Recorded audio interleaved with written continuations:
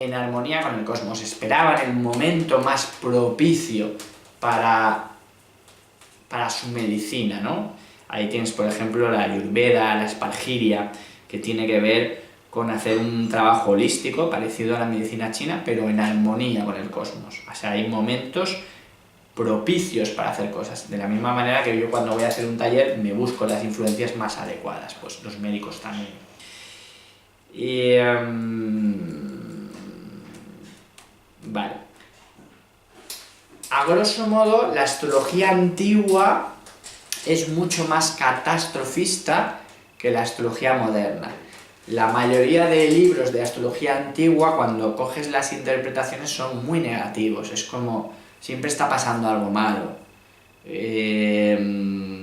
Saturno en fuego, muerte en un incendio. Marte en Aries, muerte por disparo.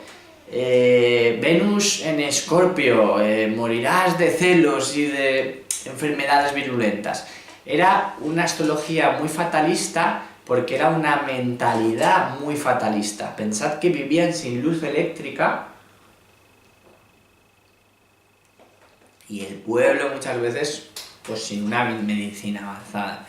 Entonces, en la antigüedad han habido, en este planeta, siempre ha habido tecnología, siempre ha habido ciencia y siempre ha habido conocimientos avanzados. Pero eso es unos pocos, los extraterrestres extra, porque vienen de fuera, los seres que vinieron de fuera, la teoría de los antiguos astronautas, y aquellos que dejaron de representantes en la Tierra, que fueron haciendo el papel de faraones, por ejemplo.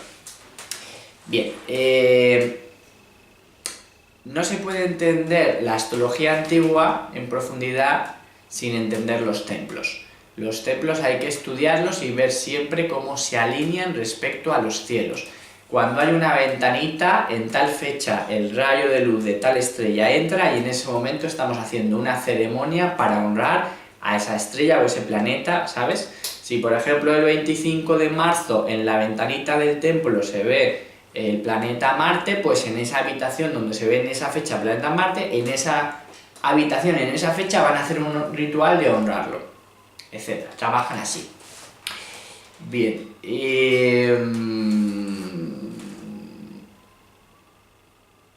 vale, la astrología moderna es mucho más racional, es menos ritualista y es menos negativa.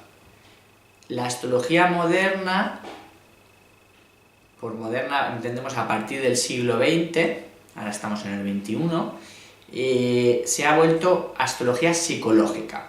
Pero volvamos a los orígenes. En Sumeria, en lo que según Occidente es el principio de la astrología era muy ritualizada, cada planeta representaba un dios y el rey era un representante como planeta. Entonces tendían a haber tantos gobernantes, la familia real que diríamos, representaba cada familiar un planeta. Y trataban de vivir como encarnando todo el arquetipo y la energía de ese planeta. Y para eso hacían toda una construcción donde si este templo está alineado con esta estrella y yo vivo dentro y yo decreto que yo soy el Sol y este es el templo del Sol y en el templo de Marte vive mi hermano y él es Marte y está alineado... ¿Entendéis la idea? Bueno, pues esto era en Sumeria. En Sumeria la astrología solo era para los gobernantes, no se le daba al pueblo. Y esto es lo más habitual en la historia de la humanidad, que la astrología sea para los poderosos. En la mayoría de los casos la astrología no ha sido para el pueblo. Aún hoy en día los poderosos siguen utilizando la astrología. Los presidentes, los papas, los multimillonarios, todos esos conocen sobradamente la verdad de la astrología. Bueno,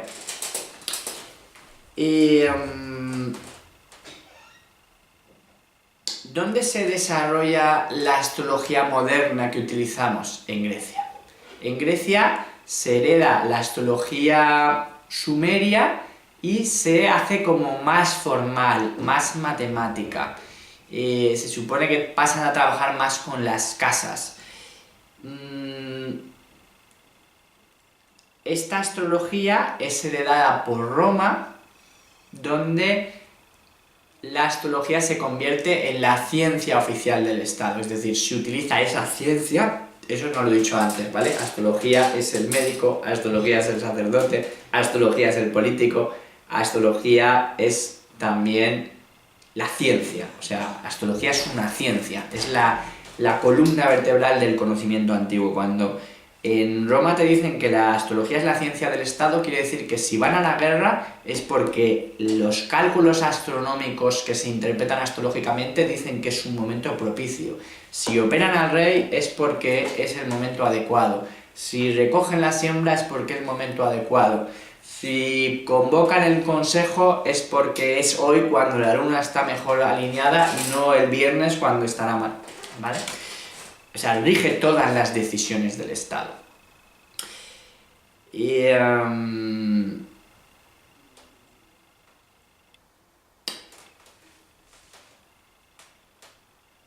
Grecia y Egipto tienen dos curiosidades que las hacen muy modernas. Egipto, con su enorme antigüedad, tenía la astrología para el pueblo, absolutamente cercana al pueblo. Eso es de una modernez de miles de años, porque nosotros hoy en día tenemos una astrología para el pueblo.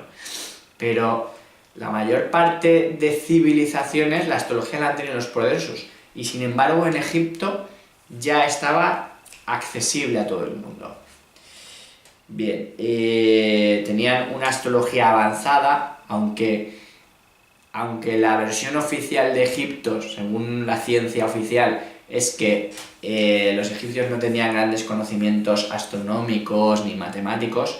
Esto no es verdad, no hay más que ver sus pirámides para ver que hay un enorme conocimiento científico y tecnológico, porque si no, no los puedes hacer, ¿vale? Por ejemplo, un secretito que os desvelo si queréis, es que la Gran Esfinge, que todavía se están preguntando qué es, la Gran Esfinge es un reloj de la precesión de los equinoccios. La Esfinge mira hacia la constelación que corresponde a la era en curso. Ya os hablaré más adelante de esto de las precisiones de los equinoccios y qué significa lo de la nueva era y tal. Pero vaya por delante que es un reloj para saber en qué era estás. O sea, para saber en qué 2000 años de evolución está pasando el filtro del inconsciente colectivo.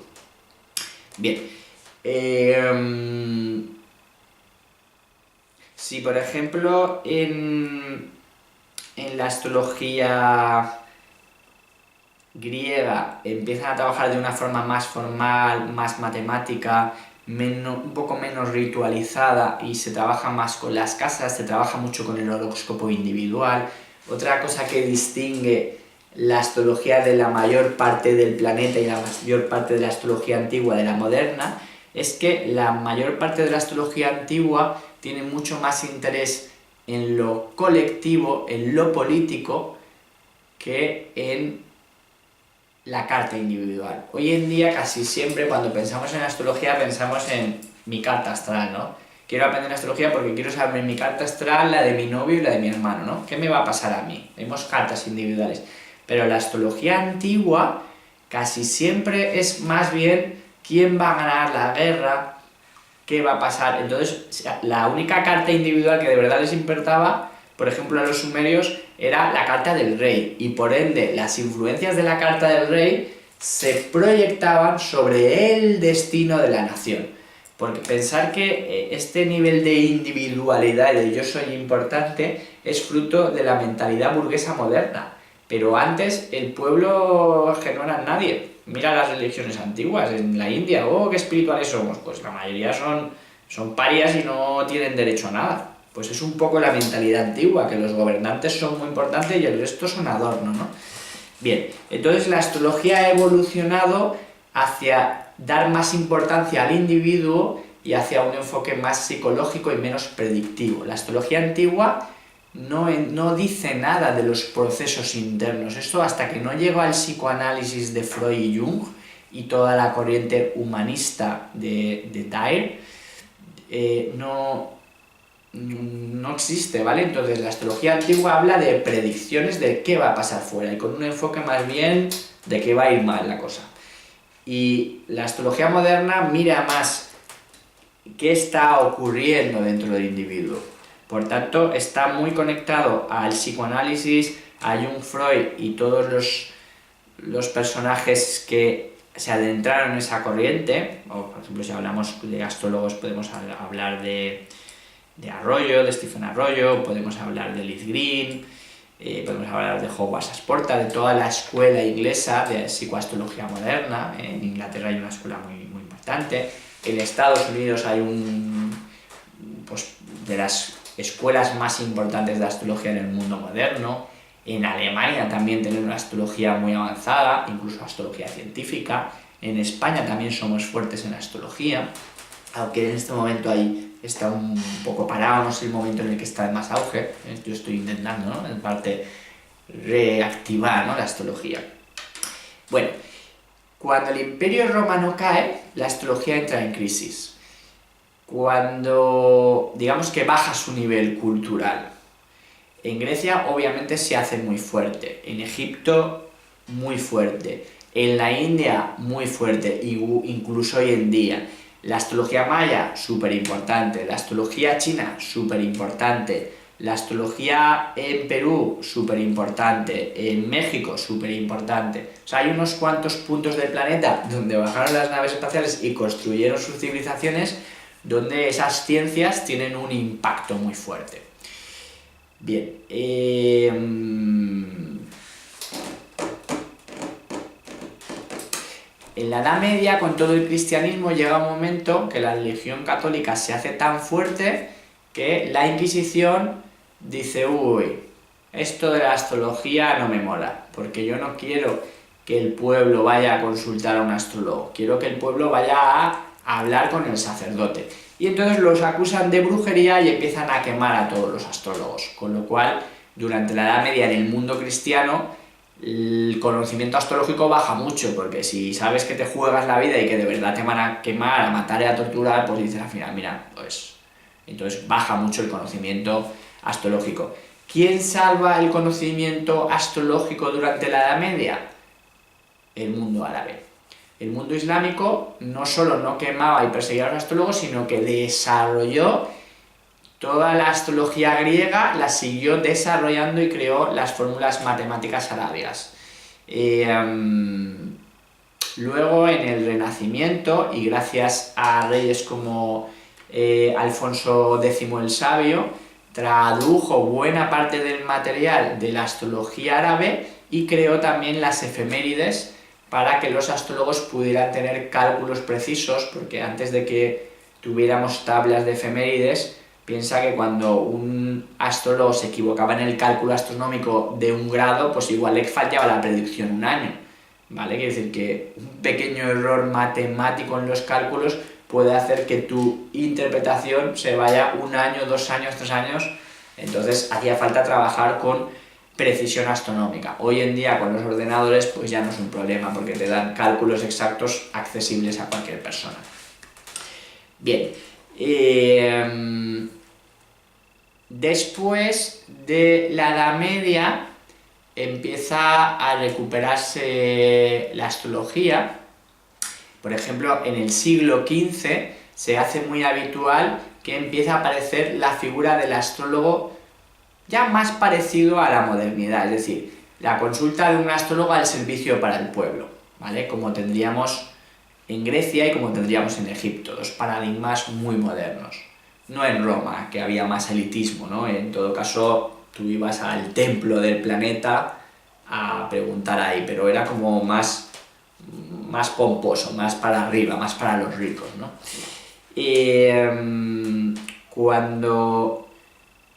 En el siglo XV empieza la astrología individual, muchos astrólogos haciendo lecturas individuales, y ahí hay una cierta recuperación, ¿no?, en el siglo XV. Pero ¿qué pasa en el siglo XVII, XVIII?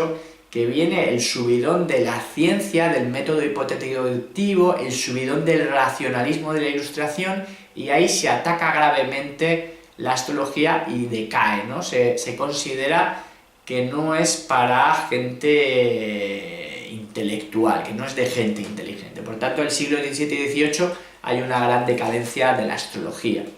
En el siglo XIX, sobre todo en la segunda mitad, viene la corriente de la astrología kármica. Entonces se empieza a hablar del impacto de otras vidas y de cómo la carta astral puede revelarte esta información. En Occidente, el autor que más abrió esta corriente, esta manera de entenderlo, fue Martin Schulman, aunque no es el más conocido porque escribía un poco complejo. Entonces hay otro libro de astrología kármica de una tal Marisol o algo así, son dos mujeres, que es mucho más conocido su libro que el de Schulman, pero en realidad es una copia de Martin Schulman.